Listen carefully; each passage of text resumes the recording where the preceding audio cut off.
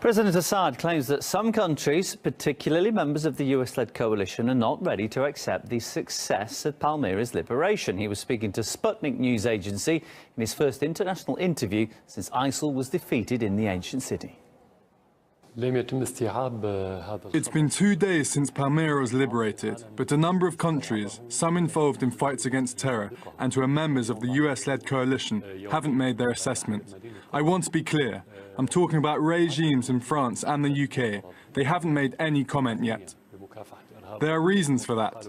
Firstly, the occupation of Palmyra by terrorists a year ago became evidence of the coalition's failure and a lack of seriousness in fighting terrorists, especially ISIL. The liberation of Palmyra took place with Russia's help. It's another factor that shows the lack of seriousness on behalf of Western countries. Well, Assad has criticised countries, including Britain, for failing to join forces against terrorism. And on Wednesday, the UK Foreign Secretary argued against closer collaboration with Moscow, claiming that Russia was a threat. I have no doubt that Russia is sincere in its desire to defeat Daesh in Iraq and Syria. We can't be working in partnership with a country one day and find that it is doing just exactly whatever it wants in flagrant breach of international norms and rules the next day.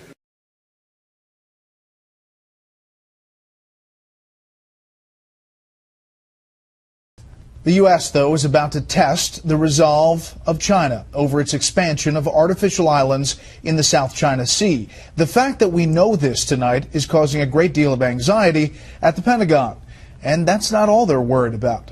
National Security Correspondent Jennifer Griffin has that story tonight.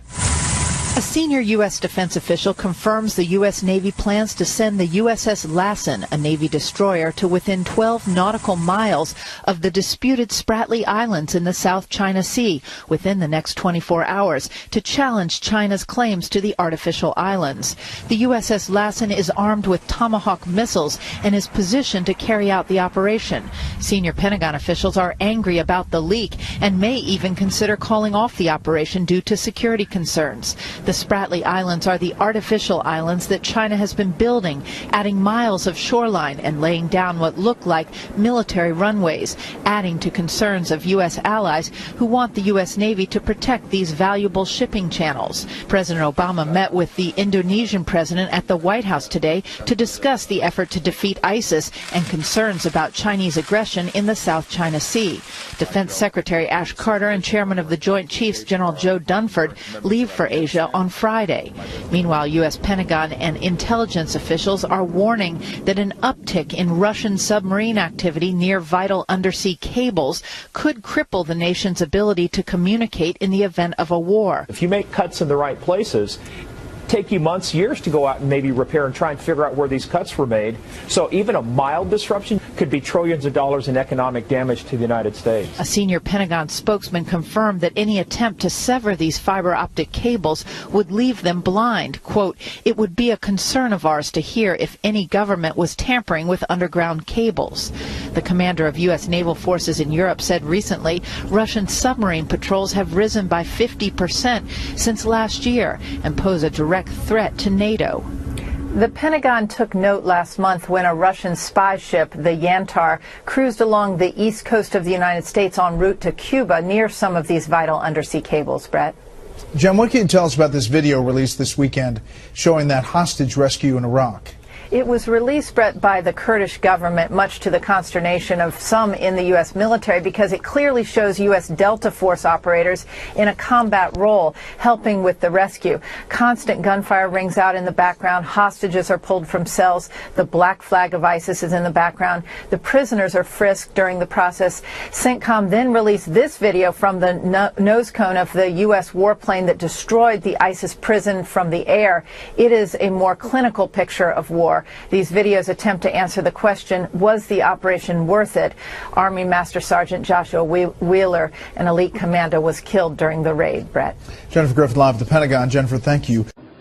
Well, right now, growing concerns over China's actions in the South China Sea after Beijing deployed fighter jets to a contested island there just days after it reportedly sent radar and surface-to-air missiles, a move seen as a major escalation. China's intent to militarize the South China Sea is as certain as a traffic jam in D.C. We say that's pretty certain. Let's bring in Gordon Chang, Asia analyst and author of The Coming Collapse of China. Gordon, we've talked about this quite a few times. This isn't just about territory, a land grab for China. Talk to our viewers a little bit about what's at stake, considering the shipping lanes that are around these islands. Yeah. Each year, there's $5.3 trillion of commerce on and over the South China Sea. But it's more than just that dollar value. The United States has stood for freedom of navigation for more than 2 centuries, and we defend the global commons.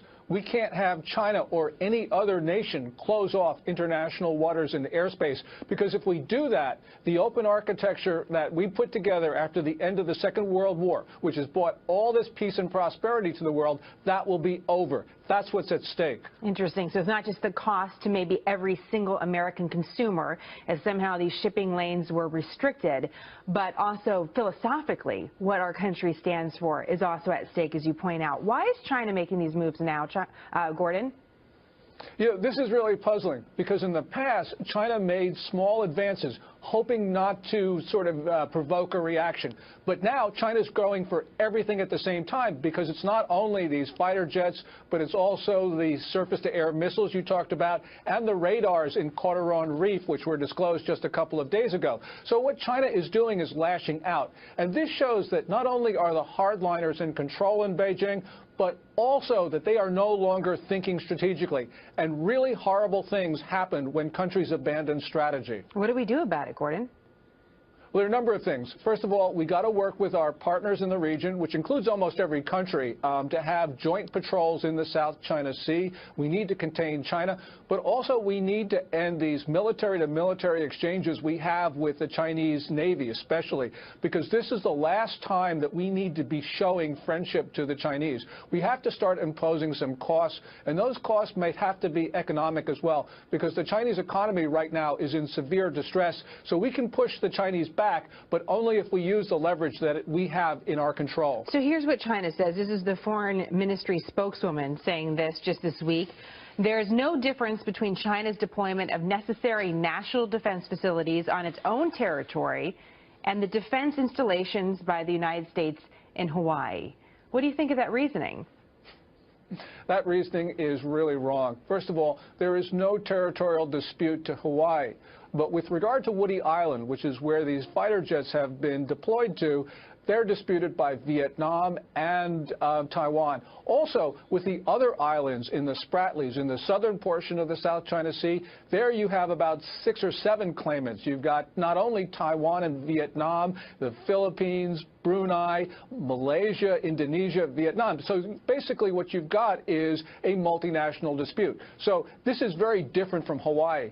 You know, no one's talking about a dispute over Kansas, and that's really what China is trying to say, that this is just like Kansas. But now that we've seen China make these moves and we've watched them build up these islands over the last several years, we've got this great reporting from our Pentagon team about the surface-to-air missiles going in, now fighter jets. Are we past the point of no return, Gordon? Is there the thinking that China all of a sudden is going to say, okay, you're right, we're going to collect all our gear and we'll bring it back to Beijing? Or are we in a totally different scenario now that really gives us one path forward, and that is China maintaining control of these islands?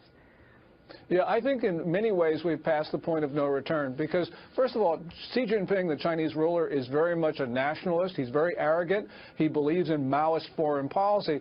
But even worse, we have the military now becoming much more powerful in the Chinese political system. You know, people say that Xi Jinping controls the military, but he relies upon them for the core of his political support. So they get to tell him what to do. And we've seen evidence of that in the East China Sea, where they declared an air defense identification zone in 2013. They're about to do the same thing in the South China Sea with all of these missiles and planes.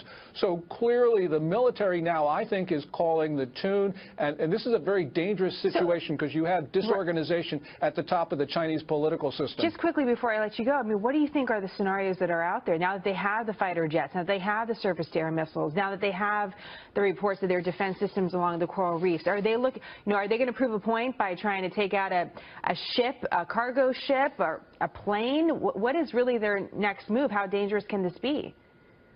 that really is the next move, and the question is whether they're going to take it. You know, this is a situation where China is militarizing, despite the pledges it gave to Secretary Kerry just last month, and despite the pledges of Xi Jinping giving to Obama in September. So, you know, you cannot rule out any horrible scenario, because that's very well where this could be going. It's scary to think about, but we have to consider all possibilities because we are in kind of this new space with this specific part of the world. Gordon, great to have your expertise as always. Thank you so much.